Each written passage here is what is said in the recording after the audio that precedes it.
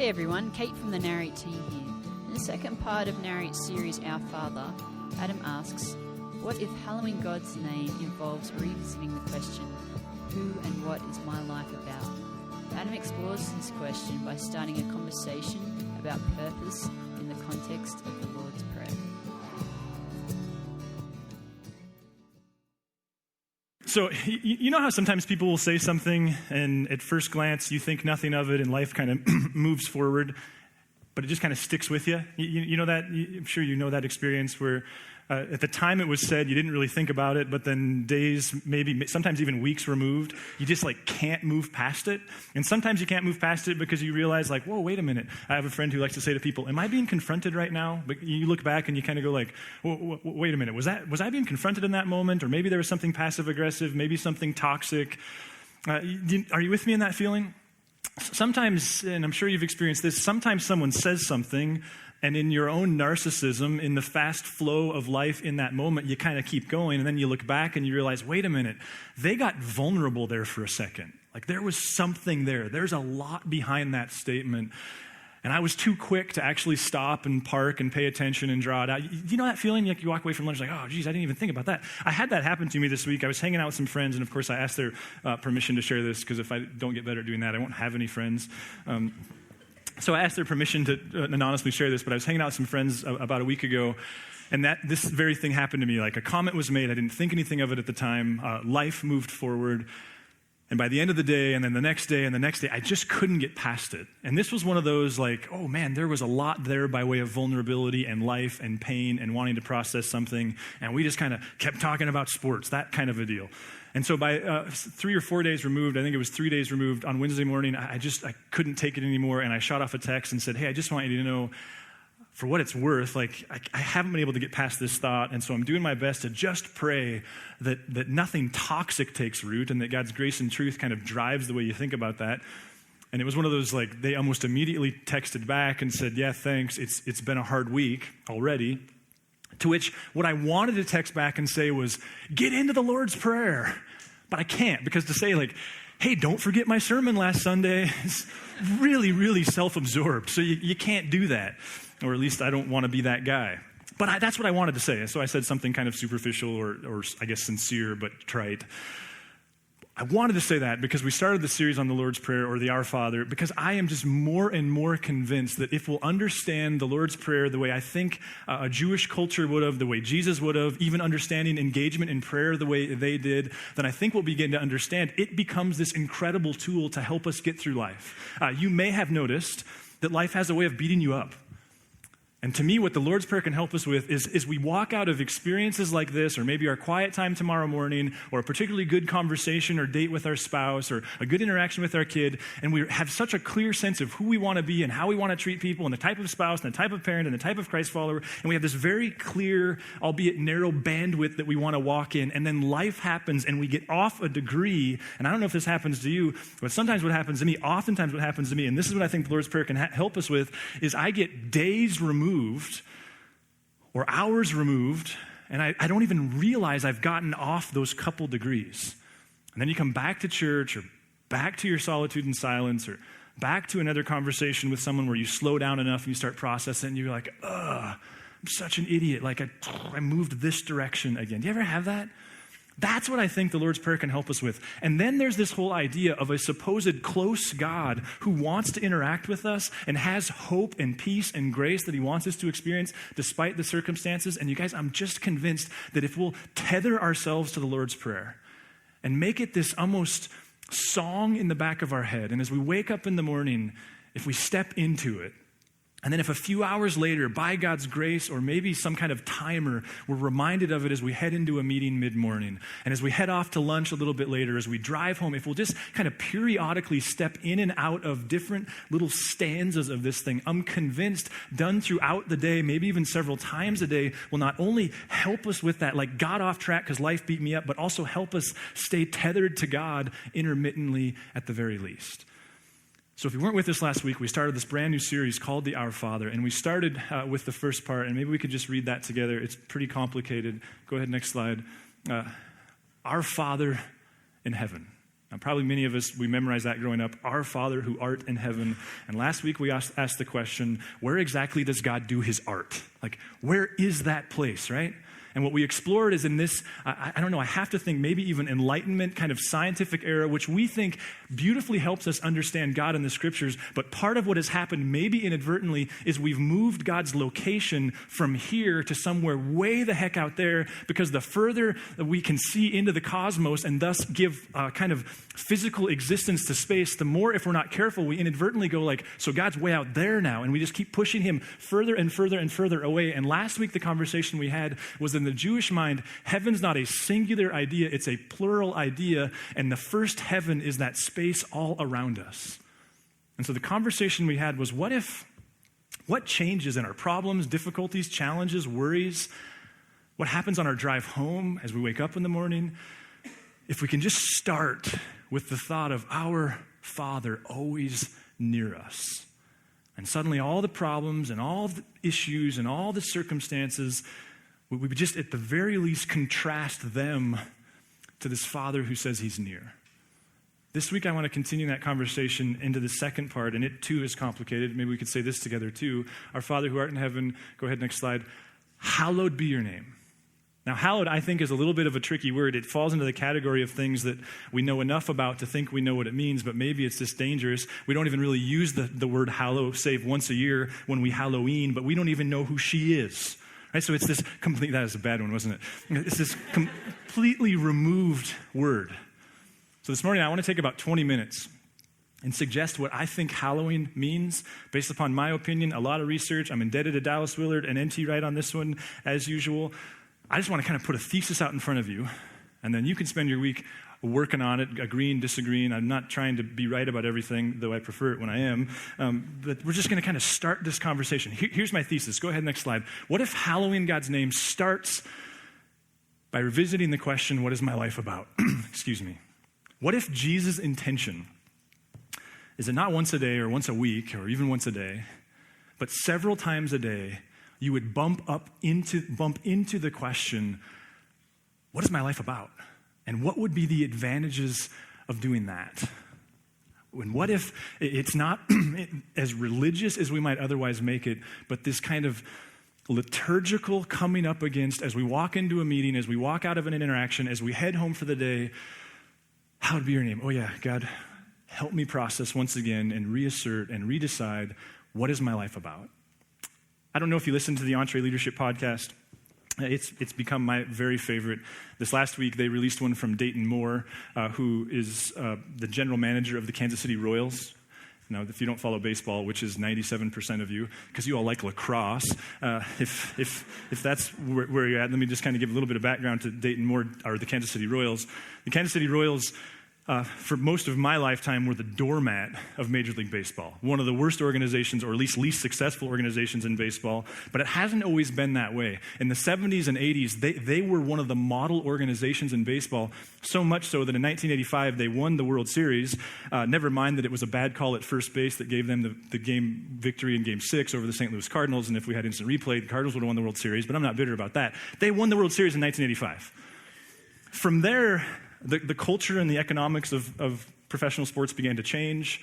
Salaries began to skyrocket in large market teams in places like New York and LA. The Kansas City Royals, as a small market team, much like the Packers in this same era, were completely left in the dust, and they became the doormat of Major League Baseball. Until, not very many years ago, they hired this guy, Dayton Moore, to take over the organization. Now, Dayton Moore, he was raised up in the Atlanta Braves organization, of course, an organization that had incredible success by developing their own players in the 1990s and early 2000s.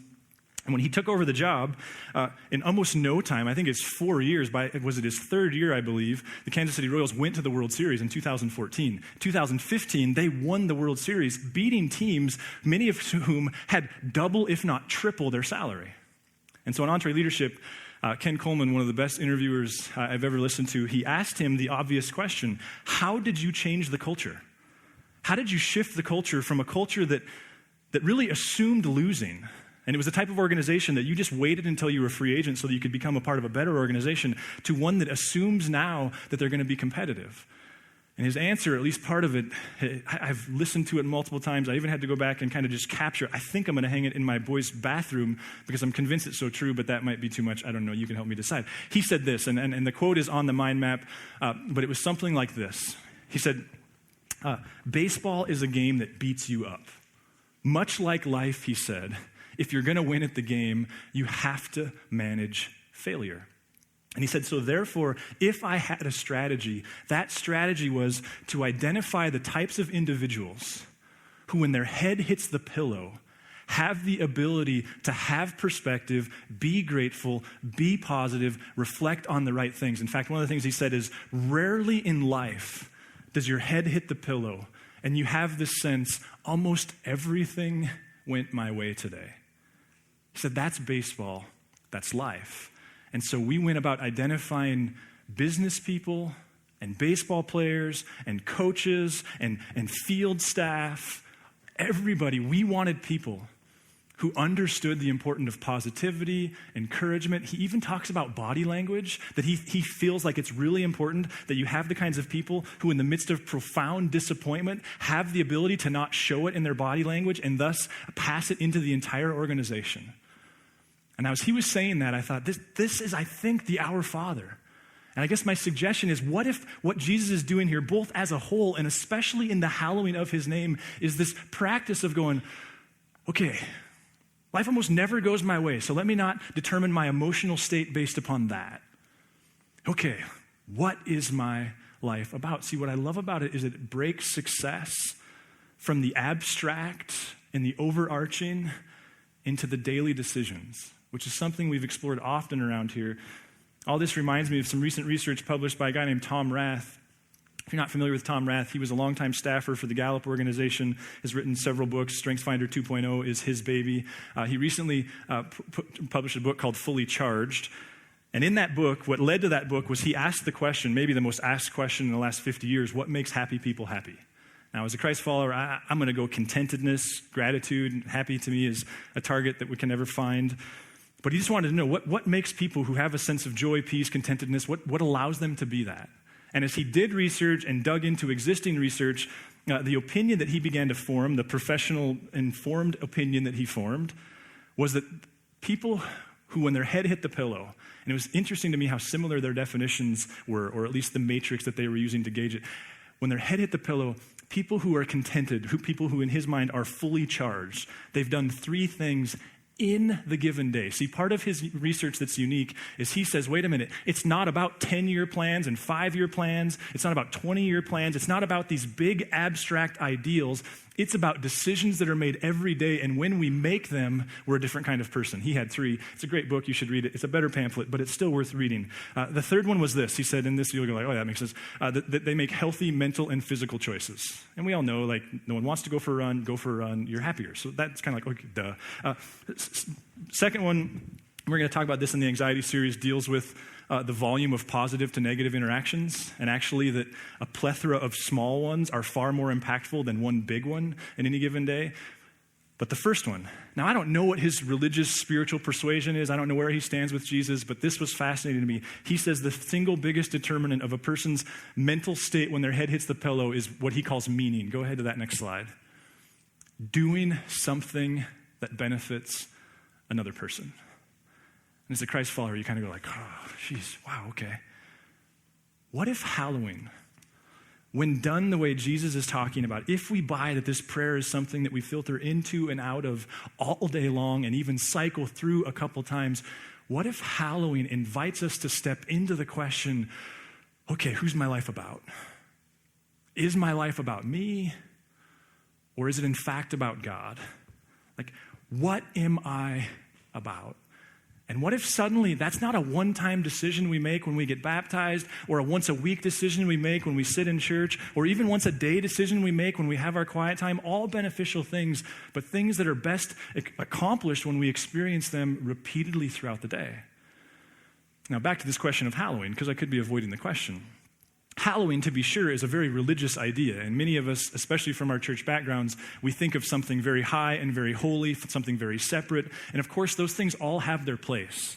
And some have interpreted Halloween for hundreds of years that Halloween is this revered thing. And I think maybe the best illustration of this is found from the Jewish culture that's in and around Jesus' day, and it deals with God's most precious name in the text. Go ahead, next slide. There's 4 letters that show up often in your Bible, but you'll never read them, or it's a very rare translation that does. It's the word YHWH. Now, you've probably heard people refer to God as Yahweh. It's kind of this new research, and if you've been around church for 40 years, you're like, what? Yahweh in the last 15 years happened. How did that happen? Here's how it happened. Yahweh, first of all, to know Hebrew, they don't put the vowels in a word, so you have 4 letters, or you have 4, not 6, which also means that leaves scholars to speculate a little bit about what those vowels are. But here's what happened. In the Jewish world, their interpretation of hallowing God's name, what it became, or at least part of it became, you don't say it. You would never say the name of God.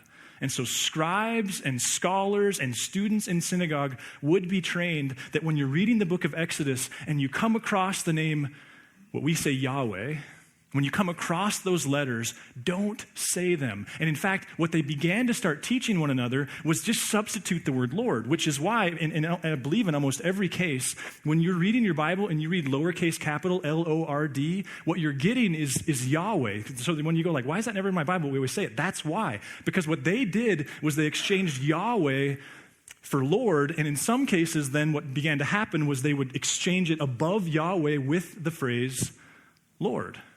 And that's how you revered God.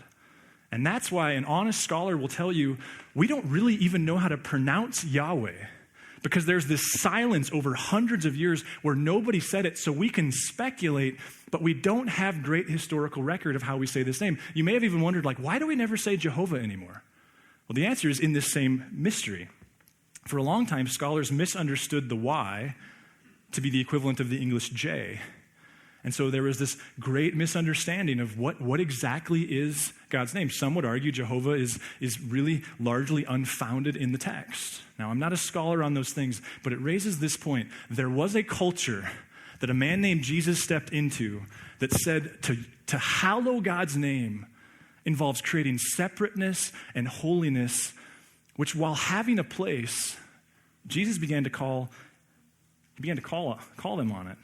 In Matthew 5, Jesus says something. He steps into this culture, and he says something that, well, let me read it, and we'll spend a moment on it. In Matthew 5:20, Jesus says this. Oh, that's not 5:20, that's 7:20. In the same way, also not 5:20, for I tell you that unless your righteousness surpasses that of the Pharisees and the teachers of the law, you'll certainly not enter the kingdom of heaven. Now, all our cowboy friends would say, them are fighting words, right? Jesus just stepped into the most revering, God-centered culture. And he said to them, you got it all wrong. Like your whole understanding. Like if you don't get it better than this, you're completely missing God's kingdom. Now, that sounds somewhat innocent to us, but it would be no different than his showing up here and going, hey, this whole like create an experience on Sunday that's engaging for unchurched people, no, it's not what I wanted you to do. And this whole scattering idea, like, nope, you missed it. Now, that wouldn't make you the first person to say that, but that would be incredibly insulting and challenging if, in fact, that's what Jesus was doing here. And the question becomes, okay, so what about their righteousness is off? And the reason why, in my estimation, The Divine Conspiracy might be the most important book to ever read other than the Bible is because what Dallas Willard unpacks in there is why Jesus says this. And see, what Jesus gets after over the rest of the Sermon on the Mount, which is his opus, his giant thesis statement on what is the kingdom of God, what he says beyond here is, listen. God is not about behavior transformation or behavior modification. He's about heart transformation. And he says things like, you all are like whitewashed tombs. You look so good on the outside, and your inside is a wreck. And using things like adultery and lust and murder and prayer, what Jesus begins to illustrate is, listen. God's desire is to transform your insides. And when your heart is right, something that only happens because of his grace and your effort, then your behavior takes care of itself. Which leaves me with this question. What if hallowing is less about religious expression, though I think we can all agree there must be a place for that. And what if hallowing is coming up against this idea? Wait a minute. I'm not the most important person in the world. He is. It's not my agenda, something we'll get into more next week. His agenda. Who is my life about? Like, what if that's how we begin to understand this Halloween thing? I have a friend who I went to grad school with, and he worked at a Nazarene church in the Midwest, which placed him right in the middle of the Bible Belt in a very holiness-driven church. So it was a fascinating friendship.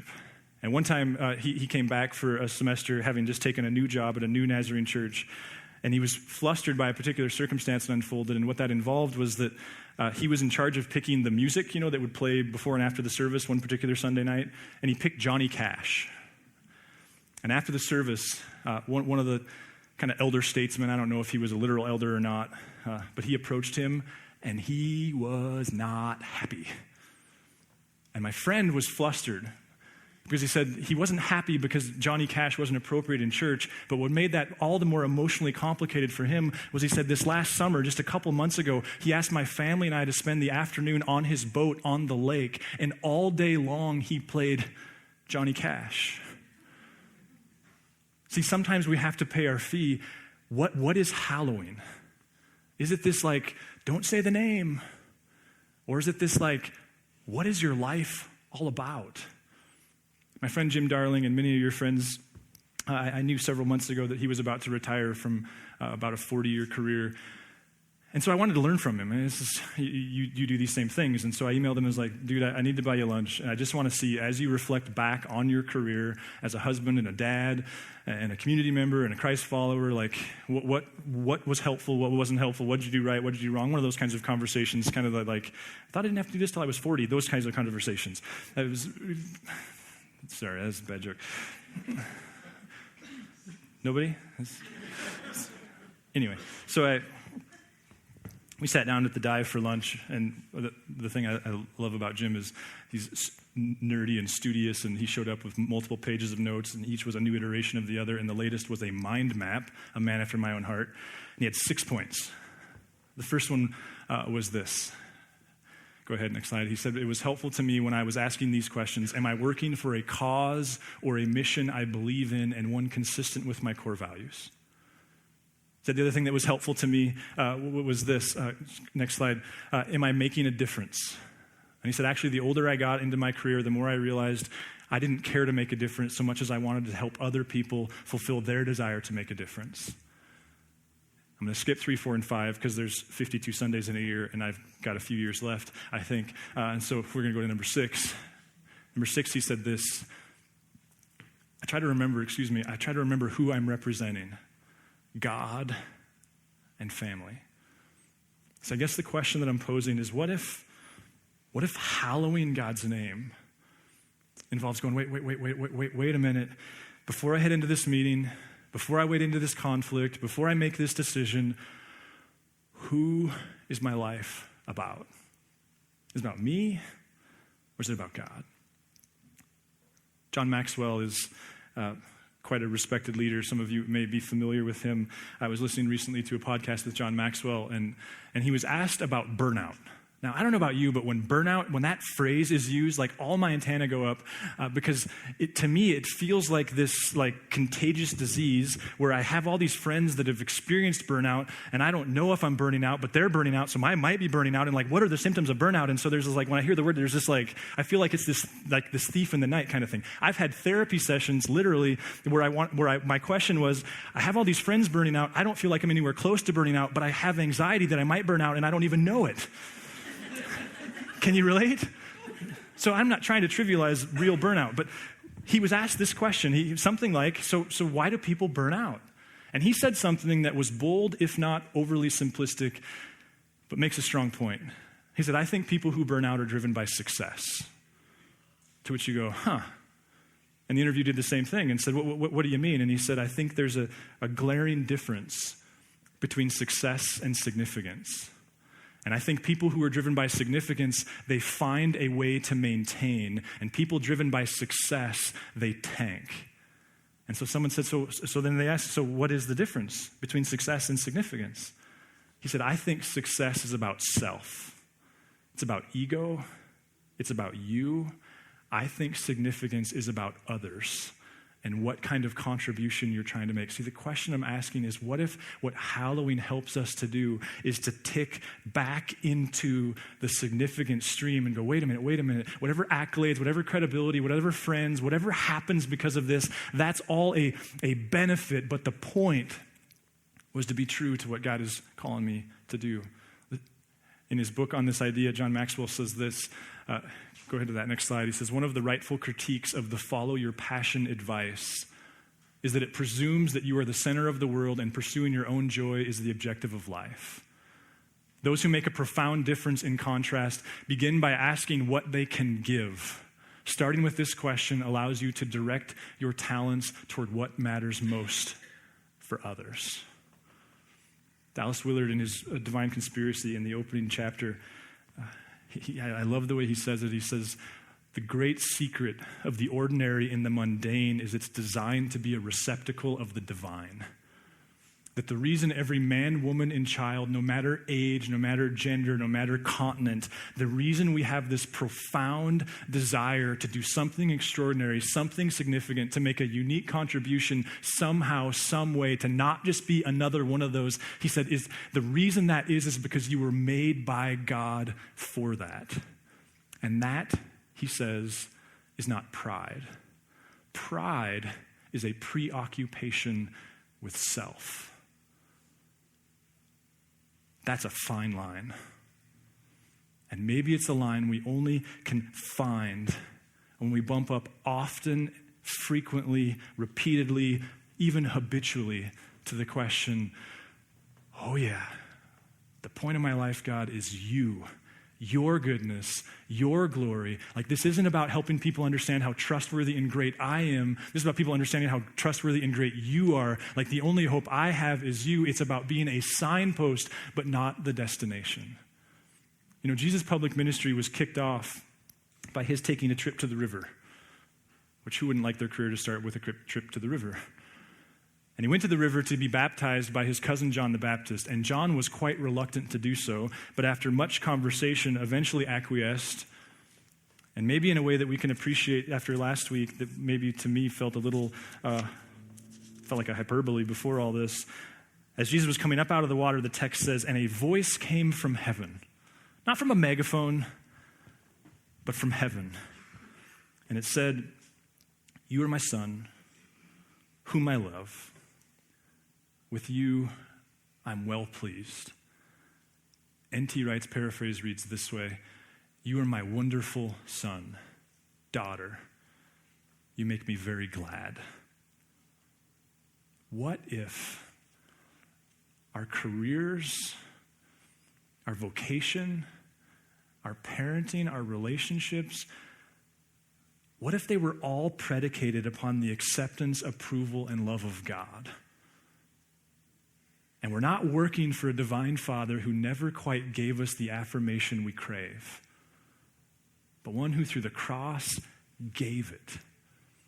What happens in our motivation if suddenly we recognize this isn't about earning?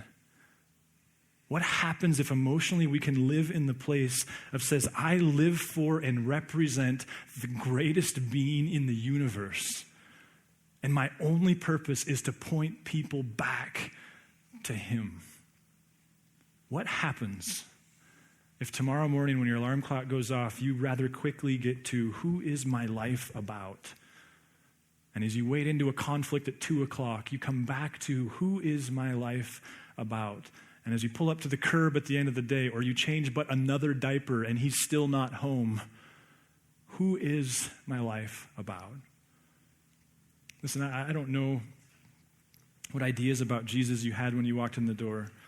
I know that if we're honest, all of ours are forming. And I think that's a healthy thing. But it strikes me that what the scriptures are clear on is that Jesus brings some tremendous benefit to our life. But to experience that benefit requires that we transition from being an admirer to a follower. And the difference, though subtle, couldn't be more important. Admirers rave, they applaud, they're fans of. Followers, they do the work, they trust, they surrender, they walk into pain and go, okay. But I'm a follower, not an admirer. Listen, for those of you who maybe are being awakened to the idea that maybe you've never experienced the fruit because you've admired, and I think there's a place for that in our growth. But if you're ready to transition from admirer to follower, come serve with us. Let us buy a cup of coffee. Whoever it is you came with, work with. We would love to help you, but you would have to step forward and identify that as your motivation. And for what I'm sure is the majority of you who showed up followers, what if you lived in the perpetual reminder that you already have acceptance? It's not an earned thing. It's a you possess it thing. And what changes if somehow you can manage to revisit the purpose of your life, not once a week, maybe not even once a day, though that'd probably be a good start, but perpetually, several times a day? We're going to end this morning with a song that I think captures what hallowing means, the song called Good, Good Father. And it's a reminder that this isn't about me, and it's not about you, and it's not about how good I am or you are or this is, but who he is.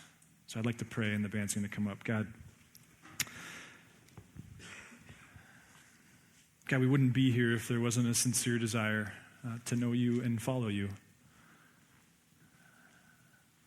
And yet, God, if that was easy, I suppose there wouldn't be a cross and a resurrection and all the carnage that we're dealing with.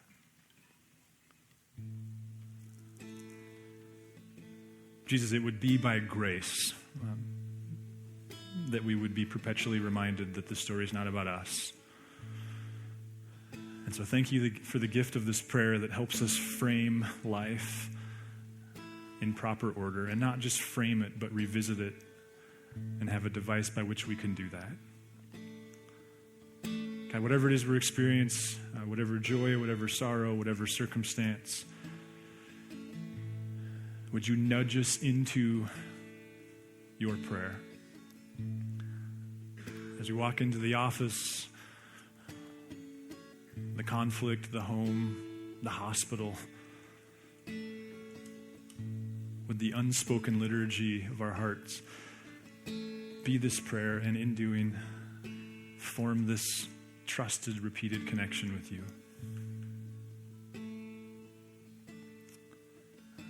Amen. If you would like to engage further with Narrate Church, you can find contact information online, www.narratechurch.org. We would love to hear from you.